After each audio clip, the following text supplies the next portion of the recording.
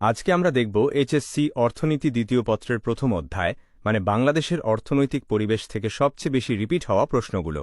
এই অধ্যায়ে সংজ্ঞার পাশাপাশি কিছু ইতিহাসও আছে, তাই একটু বৈচিত্র্যময় হবে আজকের আলোচনা। চলুন শুরু করি। প্রথমেই আসি প্রাকৃতিক পরিবেশ নিয়ে। ভাবুন তো, একটা দেশের ভূমি, নদী, পাহাড়, জলবায়ু এই সব কিছু মিলিয়ে যে চারপাশটা তৈরি হয় সেটাকেই আমরা কি বলবো?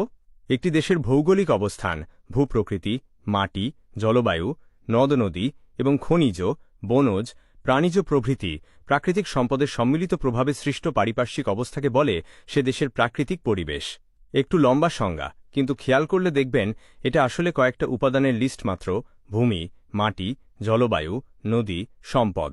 এখন প্রকৃতি থেকে একটু সরে অর্থনীতিতে আসি। একটা দেশের অর্থনীতি কিভাবে সাজানো থাকে, সেই সাজানোর ধরনটাকেই বলে অর্থনৈতিক কাঠামো। অর্থনৈতিক কাঠামো বলতে অর্থনীতির খাতসমূহের গঠন ও আকৃতি, অর্থব্যবস্থার গতিধারা এবং অর্থনৈতিক সম্পর্কের ধরনকে বোঝায়।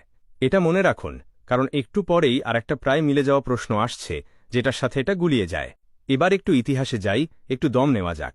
বাংলার ইতিহাসে সবচেয়ে আলোচিত একটা যুদ্ধ যেটা বাংলার স্বাধীনতা হারানোর সূচনা করেছিল, পলাশির যুদ্ধ। কত সালে হয়েছিল এই যুদ্ধ, মনে আছে? উত্তর হল ১১০০ সালে পলাশির যুদ্ধ হয়। এই একটা সাল মনে রাখলেই এই প্রশ্নের পুরো নম্বর পাওয়া যাবে। এখন ফিরে আসি অর্থনীতিতে। আচ্ছা বলুন তো, বাংলাদেশকে আমরা কি বলি, উন্নত দেশ না উন্নয়নশীল দেশ? উত্তর হল উন্নয়নশীল দেশ। যেসব দেশের অর্থনীতি ক্রমান্বয়ে উন্নতি লাভ করেছে এবং ইতোমধ্যে উন্নয়ন পরিকল্পনা বাস্তবায়নের মাধ্যমে কিছু উন্নতি লাভ করেছে ও ভবিষ্যতে উন্নয়নের যথেষ্ট সম্ভাবনা রয়েছে, সেসব দেশকেই বলে উন্নয়নশীল দেশ। মানে সহজ ভাষায়, যে দেশ এখনও এগোচ্ছে কিন্তু এগোনোর সম্ভাবনা প্রচুর। এখন একটু আগে যে অর্থনৈতিক কাঠামোর কথা বলেছিলাম, মনে করে দেখুন। এবার প্রায় একই রকম শোনানো আরেকটা টার্ম আসছে, অর্থনৈতিক অবকাঠামো।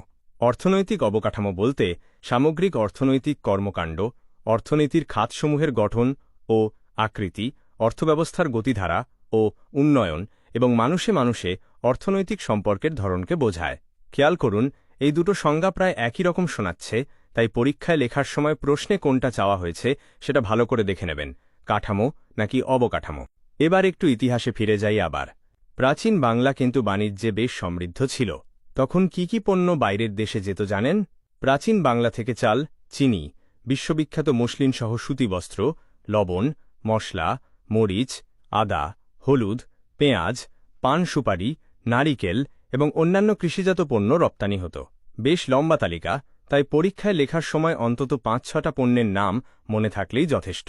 এখন প্রথমে যে প্রাকৃতিক পরিবেশের কথা বলেছিলাম তার একটা বিপরীত ধারণা আছে, যেটার নাম সামাজিক পরিবেশ। মানুষের দ্বারা সৃষ্ট ও নিয়ন্ত্রিত পরিবেশই হল সামাজিক পরিবেশ। মানে প্রকৃতি নিজে থেকে যা তৈরি করে সেটা প্রাকৃতিক পরিবেশ, আর মানুষ নিজে যা তৈরি করে সেটা সামাজিক পরিবেশ। এভাবে মনে রাখলে সহজ হবে। এবার আসি গ্রামীণ খাত নিয়ে। খুবই সহজ একটা সংজ্ঞা। গ্রামীণ জনগণের অর্থনৈতিক কার্যাবলীর সমষ্টি হল গ্রামীণ খাত। ব্যাস, এতটুকুই। গ্রামের মানুষ যা কিছু অর্থনৈতিক কাজ করে সবকিছু মিলিয়েই গ্রামীণ খাত। আর সবশেষে ফিরে আসি সবচেয়ে মৌলিক প্রশ্নে, পরিবেশ বলতে কি বোঝায়? যে পারিপার্শ্বিক অবস্থা তথা বিভিন্ন উপাদান, শক্তি এবং বস্তুসমূহ মানুষসহ সকল প্রাণীর জীবনযাত্রাকে প্রভাবিত ও পরিবর্তিত করে তাকেই বলে পরিবেশ।